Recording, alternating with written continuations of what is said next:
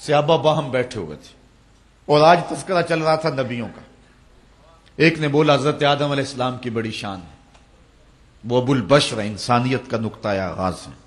دوسرا بولا بالکل ٹھیک کہا تم نے، لیکن حضرت ابراہیم علیہ السلام کا مرتبہ کون سا کم ہے؟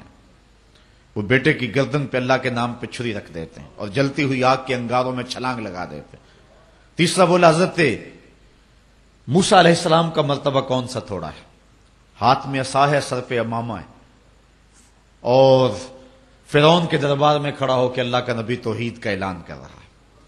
ایک نے کہا حضرت عیسیٰ علیہ السلام کی شان کون سی کم ہے.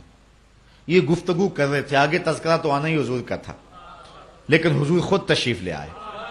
جس کا تذکرہ ہونا تھا وہ خود ہی آ گیا. آقا کریم فرمائے صحابہ کیا گفتگو کر رہے تھے؟ بلا جھجک کہا ہم نبیوں کا تذکرہ کر رہے ہیں. آج تو ایک پیر دوسرے پیر کا نام نہیں لینے دیتا، لیکن صحابہ نے کہا کہ حضور ہم نبیوں کا ذکر کر رہے ہیں. حضور خوش ہوئے، فرمایا تم نے کہا آدم صفی اللہ ہیں، ہوا کذالک، بالکل ایسے ہے. تم نے کہا نوح نجی اللہ ہیں، ہوا کذالک، بالکل ایسے ہے.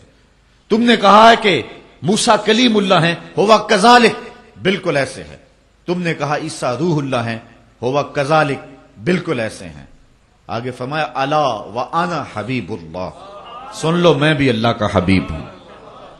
لواء الحمد بیدی یوم القیامہ، سارا حمد کا جھنڈا قیامت کے دن میرے ہاتھ میں ہوگا. اور یہ جتنے نبیوں کا تم تذکرہ کر رہے ہو، آدم علیہ السلام سے لے کر کے حضرت عیسیٰ تک، یہ سارے کے سارے نبی میرے جھنڈے کے سائے تلے ہوں گے. ولا فخر، اور اس پہ میں فخر نہیں کرتا. یہاں ملا علی قاری نے مرقات میں بڑی خوبصورت بات لکھی. وہ کہتے ہیں بات فخر والی ہے، کرتے کیوں نہیں؟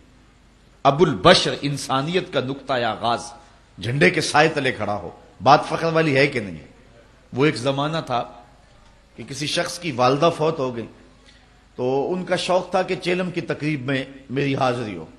تو اس نے کہا جی ہمارے اس مجمع میں بڑے سول اور فوجی حکمران آئیں گے، آپ کو پیغام دینے کا موقع نصیب مل جائے گا، اتنے لوگ بہانے سے اکٹھے ہوں گے. ہمارے ہاں ایک ایٹمی سائنسدان آئیں گے، تو آپ تو پھر آئیں. تو مجھے بھی شوق تھا انہیں دیکھنے کا، تو میں ان کے ہاں چلا گیا. جس کی والدہ فوت ہوئی اس کا تو سب کچھ اجڑ جاتا ہے، لیکن میں نے اس شخص کو دیکھا کہ اس کے پاؤں زمین پہ نہیں لگ رہے تھے، اس خوشی میں کہ آج میرے گھر کے اندر ایسے ایسے مہمان ٹھہرے ہوئے. یار جس کے گھر کے اندر چند معزز اور معتبر مہمان ٹھہرے ہوں، خوشی سے اس کے پاؤں زمین پہ نہ لگیں، اور جس کے جھنڈے کے سائے تلے نبی کھڑے ہوں، پھر اس کی کیا کیفیت ہوگی. لیکن کہا ولا فخر، میں فخر نہیں کرتا. ملا علی قاری بولے ابو البشر انسانیت کا نقطہ آغاز جھنڈے کے سائے تلے، لیکن ہے ولا فخر، میں نہیں فخر کرتا. شہنشاہ حسینہ ماہ خوباں، جس کے چراغ حسن سے پورا مصر روشن ہو گیا، جناب یوسف علیہ السلام جھنڈے کے سائے تلے کھڑے ہیں. بات فخر والی ہے کہ نہیں ہے؟ کہا ولا فخر، میں نہیں کرتا. پاؤں کی ٹھوکر سے مردے کو زندگی دینے والا، اللہ کا جلیل القدر نبی، بن باپ کے پیدا ہونے والا، عیسیٰ روح اللہ، ماں کی آغوش میں نبوت کا اعلان کرنے والا، اللہ کا جلیل القدر نبی، ماں کی آغوش میں اپنی نبوت کا اعلان کرنے والا، اور اللہ کی طرف سے انہیں کتاب عطا کر دی گئی. وہ کہے جھنڈے کے سائے تلے کھڑا ہے، بات فخر والی ہے کہ نہیں؟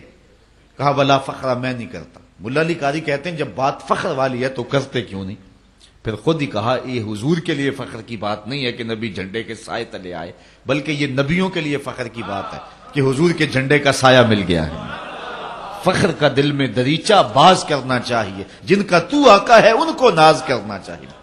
یہ ان کے لیے ناز کی بات ہے کہ حضور کے جھنڈے کا سایہ نصیب ہو گیا. لوگ چاند پہ جا کے فخر کر رہے ہیں، میرا نبی چاند کو قدموں میں بلا کر بھی فخر نہیں کر رہا. یہ حضور کے لیے فخر کی بات نہیں کہ چاند کو بلایا ہے، یہ چاند کے لیے فخر کی بات ہے کہ حضور نے بلایا ہے. اگر اشارہ کسی اور سمت اٹھتا تو وہ بھی قدموں میں سلامیاں پیش کرتا. تو اب دیکھیے کہ یہاں حضور علیہ الصلوۃ والسلام کا ذکر اور انبیاء کا ذکر ہوتا ہے، اور خالص ساری مجلس اسی عنوان سے منعقد ہوتی ہے، اور یہ سراپا دین ہے.